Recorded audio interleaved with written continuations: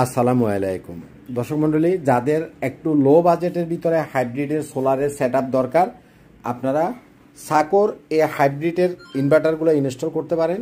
এটা হচ্ছে সাকোর 3500 ওয়াটের একটা মেশিন, আর এটার আরেকটা ভার্সন হলো সাকোর 2500 ওয়াট।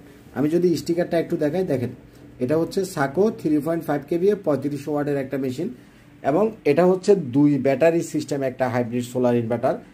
সাধারণত গ্রো ওয়াটের মেশিনটা 4 ব্যাটারি হওয়াতে কস্টিংটা একটু বেশি পড়ে, বাট আপনি যদি 2 ব্যাটারি সিস্টেমের ভিতরে করেন, সাকোর এই মেশিন দিয়ে আপনি সেটআপটা করতে পারেন।